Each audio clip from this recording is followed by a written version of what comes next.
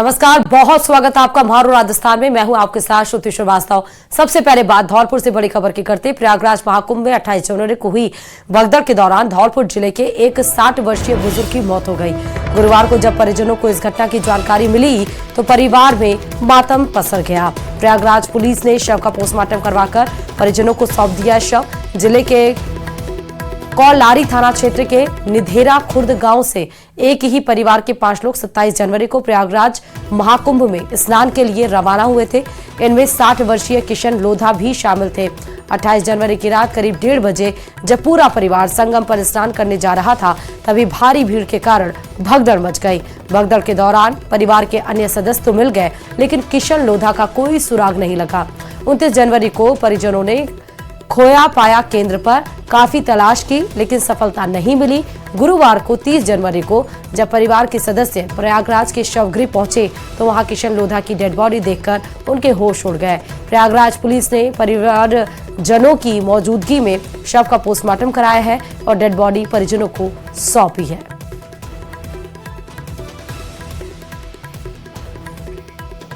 ज्यादा जानकारी के साथ संवाददाता हरिवीर इस खबर में जुड़े हुए हैं। हरिवीर, प्रयागराज में जो भगदड़ मची उसमें धौलपुर के एक शख्स की मौत हो गई है। क्या कुछ जानकारी है? क्या परिवार का भी कोई आरोप है इसमें?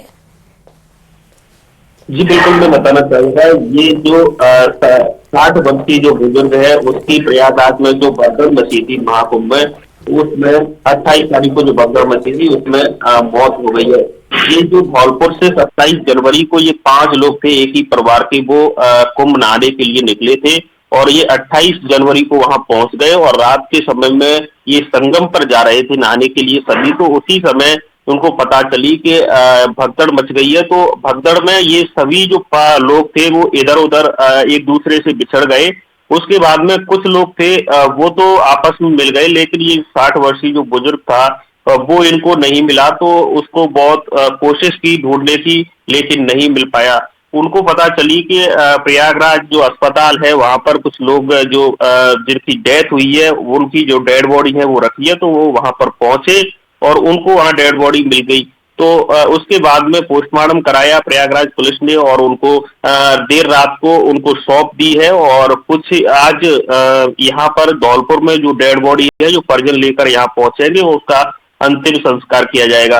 परिजनों का यही कहना है कि जो प्रयागराज है उसमें अधिक संख्या में भीड़ है और सरकार को इस भीड़ को नियंत्रण करने के लिए जो व्यवस्था है वो अच्छी करनी चाहिए। उनका बस यही आरोप है और आरोप है कि उनकी जो मांग है वो मांग कर रहे हैं कि प्रयागराज में हमारे बुजुर्ग परिवार के एक सदस्य की डेथ हुई है और सरकार उसको उचित मुआवजा दिलाए। जी, तमाम जानकारी देने के लिए खबर पे। और आज से बजट सत्र की शुरुआत हो रही है तो खबरें इससे जुड़ी हुई भी बताते चले। राजस्थान विधानसभा का बजट सत्र आज से शुरू होगा। 16वीं विधानसभा का आज तीसरा सत्र शुरू होने वाला है। राज्यपाल हरिभाऊ बागड़े का सबसे पहले अभिभाषण होगा। सदन की मेज पर ये अभिभाषण रखी जाएगी और अभिभाषण की प्रति संबंधित विभाग के मंत्री आज अध्यादेश भी पटल पर रखेंगे। अभिभाषण के चलते आज प्रश्नकाल नहीं होगा। राज्यपाल के अभिभाषण के बाद शोकाभिव्यक्ति होगी। सदन की कार्यवाही स्थगित होने के बाद बीएसी होगी। कार्य सलाहकार समिति में आगे का कामकाज तय किया जाएगा। और आज तो जैसे परंपरा रहती है कि अभिभाषण होता है, प्रतिलिपि रखी जाती है, प्रश्नकाल नहीं होता है, बीएससी होती है और उसके बाद से किस तरह से आगे कामकाज किया जाएगा वो डिसाइड होता है। और उसके बाद कल से आपको सदन के अंदर सत्र के अंदर जो तीसरा सत्र है ये 16वीं विधानसभा का, उसमें पक्ष विपक्ष के क्या मुद्दे रहने वाले हैं। बहुत सारे ऐसे मुद्दे विधेयक है जो सरकार पास करना चाहती है। अभी नए जिले और संभाग को जो खत्म किया गया है सरकार के द्वारा, उस पर ये सबसे बड़ा मुद्दा इस समय राजस्थान का बना हुआ है, जिसपे विपक्ष पूरी तरीके से घेरने के लिए तैयार होगा। पेपर लीक, युवाओं को लेकर, नौकरी को लेकर, ये तमाम मुद्दे हैं।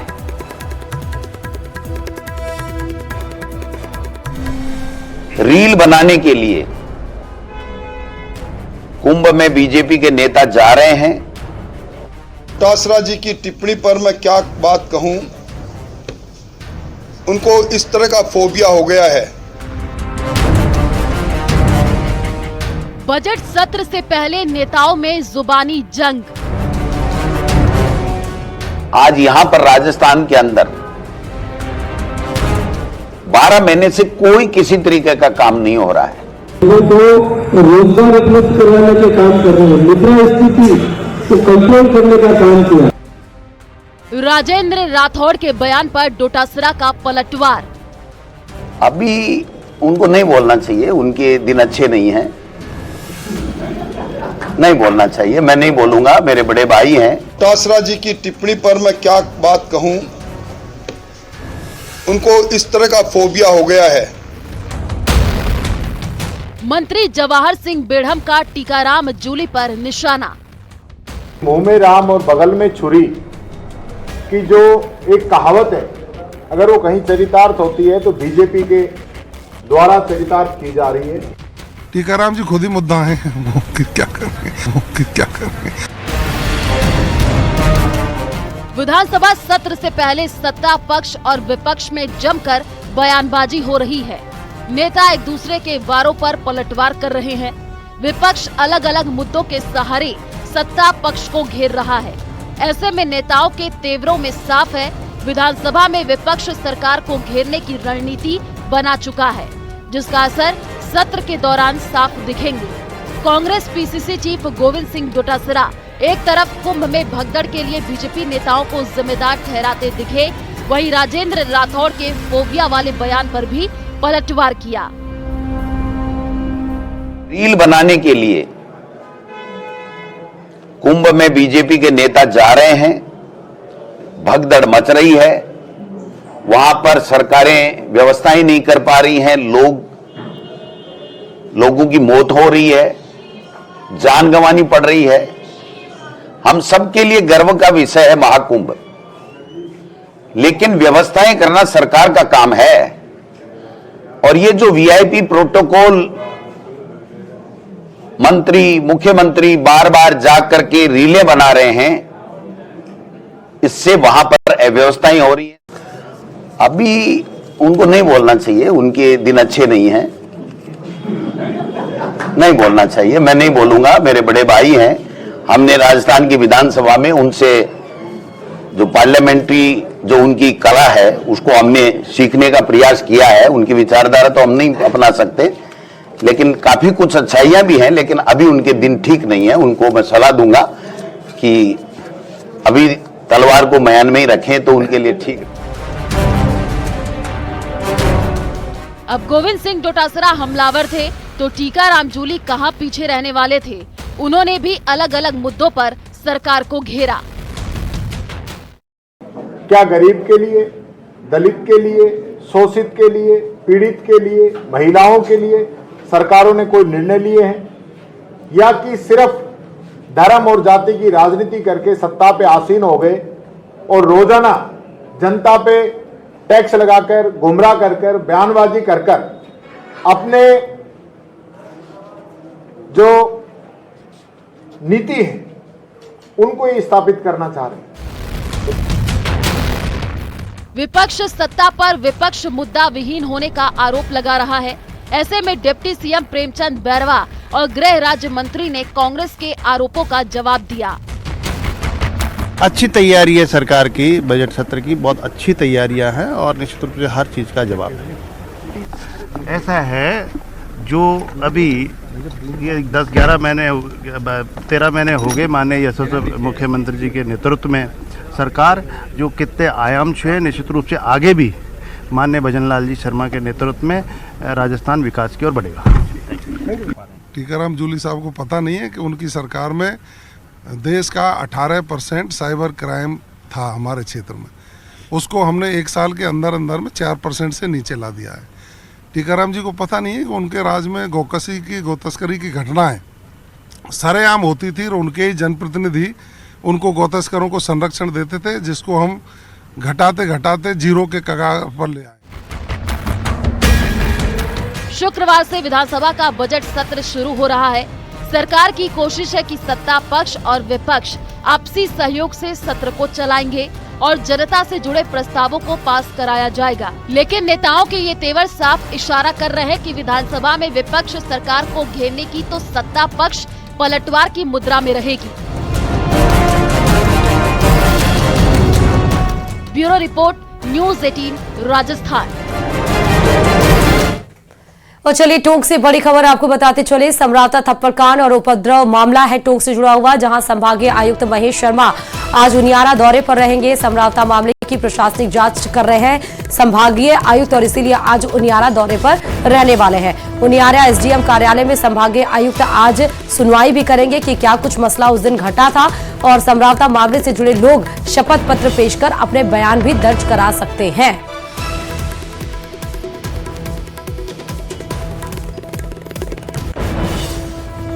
और डूंगरपुर से भी खबर है, जहां पिंजावल गांव से फर्जी एस्कॉर्ट सर्विस के नाम पर लोगों को ठगी का शिकार बनाने वाले शातिर 8 ठगों को गिरफ्तार किया गया है। आरोपी पेड़ पर मचान बनाकर वहां पर बैठकर लोगों को ठगी का शिकार बना रहे थे। पुलिस की टीम ने आरोपियों के कब्जे से 16 मोबाइल और 22 फर्जी सिम कार्ड जब्त की है। आरोपियों के खिलाफ विभिन्न राज्यों में एनसीआरपी पोर्टल पर 55 शिकायतें दर्ज हैं। वहीं देश भर में आरोपी 1 करोड़ से अधिक की ठगी कर चुके हैं। पुलिस आरोपियों से पूछताछ कर रही है।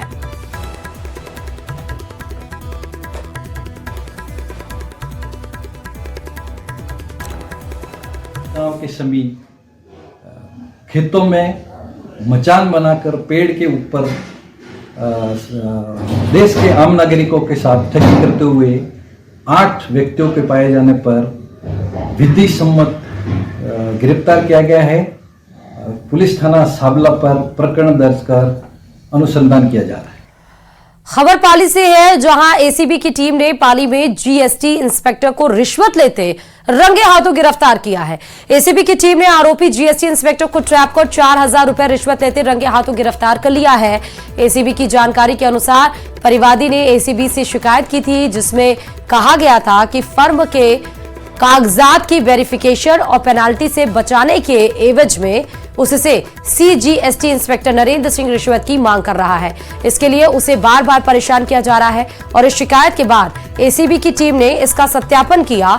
वहीं इसके बाद जीएसटी इंस्पेक्टर को रंगे हाथ पकड़ने के लिए ट्रैप कार्रवाई की, जिसमें आरोपी को 4000 रुपए रिश्वत लेते हुए पकड़ा गया था। एसीबी ब्यूरो चौकी पाली द्वितीय पर आकर एक रिपोर्ट दी कि उसे जीएसटी का इंस्पेक्टर नरेंद्र सिंह पेनल्टी नहीं लगाने की एवज में उसके खिलाफ कार्रवाई करने की धमकी दे करके 4000 रुपये की रिश्वत राशि मांग रहा है। आरोपी नरेंद्र कुमार को 4000 रुपये रिश्वत लेते हुए पाली से रंगे हाथ गिरफ्तार किया गया। आरोपी ने रिश्वत राशि लेने के बाद अपनी शर्ट की बाईं जेब में डालकर नीचे फेंक दी थी मोटरसाइकिल पर बैठे बैठे, जिसे ज़मीन से नीचे से रिकवर किया गया और उसके हाथ धुलवाए गए कार्रवाई के दौरान, तो उसके हाथों से और शर्ट से गुलाबी रंग का आया। आरोपी के ठिकानों पर सर्च की कार्रवाई की जा रही है। महाकुंभ के मेले में जाने वाले यात्रियों के लिए अच्छी खबर है। उत्तर पश्चिम रेलवे ने प्रदेश की 4 प्रमुख शहरों जयपुर, अजमेर, जोधपुर और बीकानेर से 5 जोड़ी महाकुंभ स्पेशल ट्रेनें चलाने का फैसला किया है। जयपुर, अजमेर और बीकानेर से 1-1 ट्रेनें तो जोधपुर से 2 ट्रेनें चलाई जा रही हैं। ये सभी ट्रेनें 5 फरवरी से 22 फरवरी के बीच चलाई जाएंगी। इन ट्रेनों में जयपुर धनबाद खातीपुरा ट्रेन है, जो 6 फरवरी को जयपुर से तो 8 फरवरी को धनबाद से चलेगी। आयोजित होने वाले महाकुंभ को लेकर के भारतीय रेलवे द्वारा विशेष और व्यापक तैयारियां की गई हैं। उत्तर पश्चिम रेलवे द्वारा भी स्पेशल ट्रेनों का संचालन किया जा रहा है, ताकि जो कुंभ की जाने वाले जो यात्री हैं उनको सुगम साधन उपलब्ध हो सके। और इसी क्रम में उत्तर पश्चिम रेलवे के क्षेत्राधिकार से कुल 13 स्पेशल ट्रेनों का संचालन किया जा रहा है, जिनकी 27 ट्रिप का संचालन हो रहा है, जिसमें से 8 ट्रिप का संचालन ऑलरेडी हो चुका है अभी तक। शिक्षा विभाग के एक आदेश ने नए धार्मिक विवाद को जन्म दे दिया। माध्यमिक शिक्षा निदेशालय ने सभी सरकारी और निजी स्कूलों को 3 फरवरी को सूर्य सप्तमी के अवसर पर 20 मिनट का अनिवार्य सूर्य नमस्कार करने के लिए कहा है, लेकिन राजस्थान पुलिस फोरम ने आदेश पर आपत्ति जताते हुए विरोध शुरू कर दिया। देखिए रिपोर्ट। इसे मैं 4 फरवरी की पूर्व संध्या पर इसको मनाना तय किया है। सूर्य सप्तमी पर स्कूलों में होगा सूर्य नमस्कार। शिक्षा विभाग के ऑर्डर पर भड़के मौलाना। राज्य सरकार से आदेश रद्द करने की मांग। माध्यमिक शिक्षा निदेशालय ने सूर्य सप्तमी पर सरकारी और प्राइवेट स्कूलों को 20 मिनट तक सूर्य नमस्कार का आदेश दिया है, जिस पर राजस्थान मुस्लिम फोरम ने कड़ा ऐतराज जताया है। मुस्लिम मौलानाओं ने प्रेस कॉन्फ्रेंस कर भजनलाल सरकार से आदेश रद्द करने की मांग की है। साथ ही कहा है कि वो व्यायाम या वर्जिश का विरोध नहीं करते, लेकिन जिस तरह से स्कूलों में हिंदू धर्म की मान्यताओं को सरकारी तंत्र के जरिए दूसरे धर्मों पर थोपने की कोशिश की जा रही है, वो उसका कड़ा विरोध करते हैं। हमारा देश और हमारे देश का जो ढांचा है लोकतांत्रिक है, सेकुलर मुल्क है हमारा। तो सेकुलर मुल्क में, हमारे देश में सभी धर्मों को अपनी अपनी आस्थाओं के मुताबिक पालन करने की परमिशन है। संविधान ने ये आज़ादी दी है, तो हम इस आदेश को संविधान में दी हुई आज़ादी के खिलाफ मानते हैं, असंवैधानिक मानते हैं, इसको अनुचित मानते हैं, इसलिए हम इसका विरोध कर रहे हैं। Jamaate Islami Hind Rajasthan, Jamiat Ulema Hind, all India Milli council Rajasthan, Wahdate Islami Hind, Jamiat Ahle Hadees, Jaipur Shia community, SDPI, welfare party of India, APCR Rajasthan, Jamiatul Quraish Rajasthan, Muslim Teli Mahapanchayat Rajasthan, Sheikh Jamiatul Abbas, Qaim Khani समाज, समाज सेवा दल।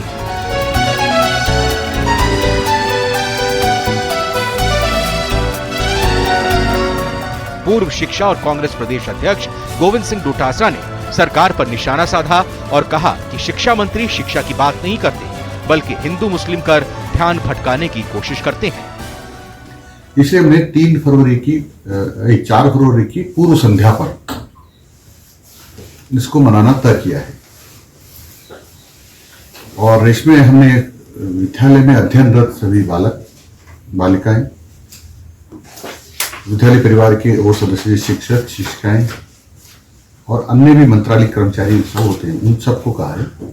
देखिए, इनके पास में मुद्दे वही हैं कि ध्यान भटकाओ, हिंदू मुस्लिम करो, और शिक्षा मंत्री जी की तो बात हम सदन में करेंगे, यहाँ क्या करें। उन्होंने शिक्षा का सही नहीं है, उनमें वो शिक्षा की बात ही नहीं। गौरतलब है कि प्रदेश में बीजेपी की सरकार बनने के बाद स्कूलों में सूर्य नमस्कार के आदेश हुए थे, जिस पर मुस्लिम संगठन ने अपने बच्चों को स्कूल ना भेजने के लिए कहा था। अब देखना होगा कि सूर्य नमस्कार का विरोध और इस पर शुरू हुई सियासत किस करवट बैठती है। न्यूज़ 18 के लिए जयपुर से सौरभ गृहस्थी और रोशन शर्मा की रिपोर्ट। नागौर जिले से चौंकाने वाला मामला सामने आया। बाल अधिकारिता विभाग और चाइल्ड लाइन की टीम बख्ता सागर स्कूल में आज गुड टच और बैड टच के बारे में जागरूक कर रही थी।